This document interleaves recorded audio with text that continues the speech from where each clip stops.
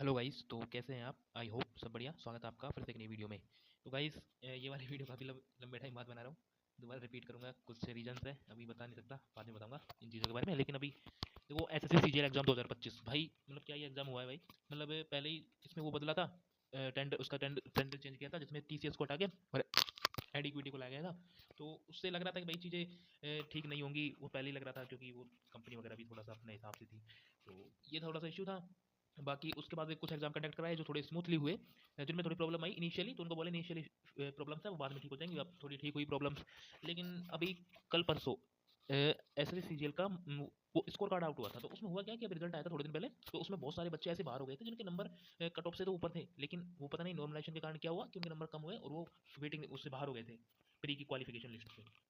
तो ऐसे बच्चों के लिए मतलब जब ये भाई सबसे मेन चीज़ रह जाती है कि अपना स्कोर कार्ड तो देखें कि क्या रहा। तो इसके रिगार्डिंग शुभम जैन सर ने भी एक वीडियो बनाई थी, जिसमें उन्होंने बोला था कि ब्लंडर किया है भैया एसएससी ने, कि उन्होंने कुछ नॉर्मलाइजेशन में दिक्कत की। जैसे उन्होंने एक एग्जांपल दिया था कि 14 अक्टूबर की शिफ्ट सेकंड थी, जिसमें एक बच्चे के मार्क्स 115 थे, जिसके नॉर्मलाइजेशन मार्क्स 113.58 हुए, जबकि उसी शिफ्ट में एक बच्चे के मार्क 118 थे, जिसके नंबर 123.55 हुए, और उसी शिफ्ट में 120 नंबर वाले के 107 हुए। तो मतलब इतना अनफेयर नॉर्मलाइजेशन हुआ है भाई। सेम शिफ्ट में आप इतना वेरिएशन कैसे कर सकते हो?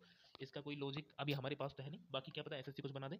इसके अलावा इसमें जो पूरी शिफ्ट हुई थी उनमें नॉर्मलाइजेशन मार्क का एक चार्ट बनाया था कि भाई किस शिफ्ट में जो शिफ्ट थर्ड है, शिफ्ट फर्स्ट है, शिफ्ट सेकंड है। तो इसमें देखा गया कि बेसिकली जो शिफ्ट थर्ड थी उसके बच्चों को मार्क्स ज़्यादा मिले rather than shift one and shift two. तो ये भी एक थोड़ा सा सरप्राइजिंग था भाई, कि ऐसे कैसे हो सकता है कि मतलब एक पर्टिकुलर शिफ्ट को आप ज़्यादा मार्क्स दे रहे हो। मतलब आप शुरू वाली शिफ्टों को ईजियर मान रहे हो देन कंपेरेटिवली टू देन मतलब फर्स्ट थर्ड शिफ्ट की। पता नहीं क्या क्या मतलब क्या लॉजिक था, मेरे को तो हमको भी पता नहीं एसएससी के पास कोई लॉजिक हो। तो मैंने भी एग्जाम दिया था भाई, प्री वाला, तो वो तो मेरा क्वालिफाई हुआ भाई। ये मेरे कुछ नंबर है, थोड़ा सा स्क्रीन टेढ़ा करके देख लेना कि मैं ऐसे लिख देता हूँ इन नंबरों को कि मेरे कितने नंबर बैठे। तो बेसिकली भाई देखो, मेरा एग्जाम तो थोड़ा ठीक हुआ था, क्योंकि मेरा एग्जाम थोड़ा सही था। मतलब मेरे को चीज़ें समझ आ रही थी, ज़्यादा इतना वो चीज़ नहीं था। तो मेरे इसमें आप देख सकते हो, जो मेरे जनरल इंटेलिजेंस में मार्क्स थे, वो आप इधर मेरे देख सकते हैं मार्क्स। तो इसमें मेरे नंबर समथिंग 47.5, समथिंग क्या 47.5, एग्जैक्टली 47.5 है। और मेरे जनरल अवेयरनेस में मार्क्स 23 थे। और इसके अलावा अ, ये क्वांटिटिव एप्टीट्यूड, इसमें मेरे मतलब मैथ में मेरे नंबर 43.5 थे, इंग्लिश में 32.5 थे, और ओवरऑल स्कोर मेरा बना था भाई 146.5। तो मेरे को नॉर्मलाइजेशन मिला था 147.38, और मेरा ये पेपर था 21 तारीख को पेपर था मेरा, ये है ना। तो ठीक है भाई, मेरा पेपर था भाई, वो है, कोई दिक्कत नहीं है इसमें। लेकिन फिर भी ये है कि भाई मेरा क्वालिफिकेशन हो गया। मेरे को तो लग रहा था कि मेरा हो जाएगा, मेरे 3 नंबर बैठ रहे थे पहले। तो मेरे को ये चीज़ तो थी कि भाई के एग्जाम तो क्लियर होगा अपना। इसके अलावा लेकिन कई जो मेरे साथी थे भाई, उनका नहीं हुआ, क्योंकि वही प्रॉब्लम, मतलब नहीं, उनका इस वजह से नहीं हुआ कि उनका मतलब ये नॉर्मलाइजेशन ने बहुत थोड़ा सा दिक्कत किया था उनको। तो ये चीज़ें कुछ फेवर में नहीं रही उनके, और उनका नहीं हो पाया। बाकी अभी जो मेरे साथ में है वो कर रहे हैं। इसके अलावा देखो, इसमें जो सबसे मेन चीज़ आई थी, ये मेरा स्कोर कार्ड था कुछ, है ना। इसके बाद फिर एसएससी ने सरप्राइज किया थोड़ा सा, और बच्चों को भाई रिजल्ट तो दे दिया। उसके बाद उन्होंने सरप्राइज किया था। वैसे मैं एक चीज़ बता ऐड ऑन करना चाहूँगा कि ये जो मेरा प्री का स्कोर था, इससे पिछले वाले मैच में मेरा स्कोर इससे थोड़ा सा बढ़िया था। मेरे उस टाइम पे थे 174 मार्क्स।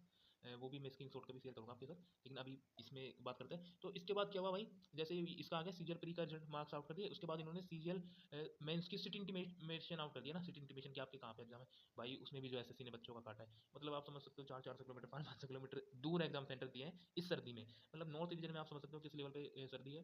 लेकिन फिर भी बच्चों को इतना दूर एग्जाम, मेरा खुद का मैं पर्टिकुलरली बिलोंग करता हूँ अलवर से, अलवर राजस्थान से। लेकिन मेरा सेंटर आया है नोएडा, नोएडा दिल्ली में। और मेरा दोस्त है एक, उसका भी इतनी दूर है। मतलब काफ़ी दूर दूर सेंटर पट गए हैं।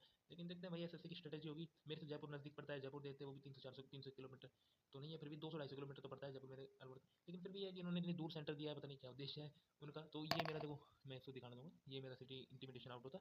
दोनों मेरे डी टेस्ट मतलब कंप्यूटर वाला, और ये सीबी कंप्यूटर बेस्ड एग्जामिनेशन, दोनों दिल्ली है 18 और 19 को। तो ये है, अब इसका एडमिट कार्ड आया नहीं है, वो आते हैं तो आपको नेक्स्ट फर्दर इन्फॉर्मेशन करते हैं। बाकी भाई अब देखो, जहाँ एसएससी ने दे दिया वहाँ एग्जाम देने जाना पड़ेगा। लेकिन ये जो नॉर्मलाइजेशन वाली चीज़ थी, ये भाई एसएससी का ब्लंडर था। इसको एसएससी को 100% सुधारना चाहिए भाई। इसमें मतलब कोई इफ़ किंतु परंतु की कोई गुंजाइश नहीं होती। अगर आपकी गलती है तो आपको सुधारना पड़ेगा उस चीज़ों में। बाकी जिनका भी मेंस है, बेस्ट ऑफ लक, मेरा भी है। मिलते हैं मेंस के बाद, है ना। तब तक के लिए जय हिंद, जय भारत।